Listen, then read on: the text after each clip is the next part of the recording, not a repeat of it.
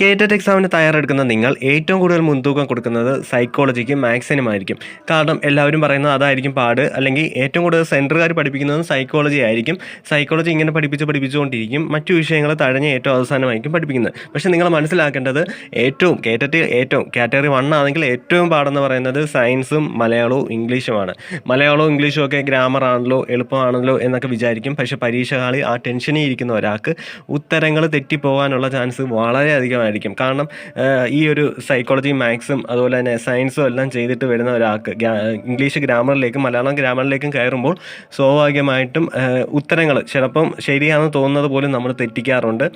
ഇത് എന്നുള്ള സംശയങ്ങൾ വരാറുണ്ട്, നമ്മുടെ സമയം കുറേയൊക്കെ പോകാറുണ്ട്. അതുകൊണ്ട് നിങ്ങൾ ഏറ്റവും കൂടുതൽ പഠിക്കേണ്ടത് ഇത് ഇംഗ്ലീഷ് ഗ്രാമറും അതുപോലെ മലയാളവും അതുപോലെ തന്നെ സയൻസ് എന്ന് പറഞ്ഞാൽ ജന്തുലോകത്തെ പറ്റി പഠിക്കണം, സസ്യലോകത്തെ പറ്റി പഠിക്കണം, ഈ ഭൂമിയിലുള്ള എല്ലാ കാര്യങ്ങളെ പറ്റി നമ്മൾ പഠിക്കണം.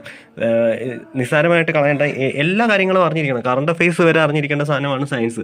അപ്പോൾ നിങ്ങൾ ഏറ്റവും കൂടുതൽ ഇനിയുള്ള ദിവസങ്ങളിൽ മുൻതൂക്കം കൊടുക്കേണ്ട ഇതിനാണ്. സൈക്കോളജി എല്ലാം നിങ്ങളിപ്പോൾ പഠിച്ച് സൈക്കോളജിയൊക്കെ നിങ്ങൾക്ക് എളുപ്പമായിരിക്കും. സത്യം പറഞ്ഞാൽ സൈക്കോളജിയാണ് എളുപ്പമുള്ള വിഷയം അതിനകത്ത്. പിന്നെ മാത്സ് ചെയ്ത് തന്നെ പഠിക്കും. എന്താ പറയുക, നമുക്ക് എക്സാമിൽ ഇരുന്ന് ചെയ്താലും നമുക്ക് അതിൻ്റെ ആൻസർ കിട്ടും.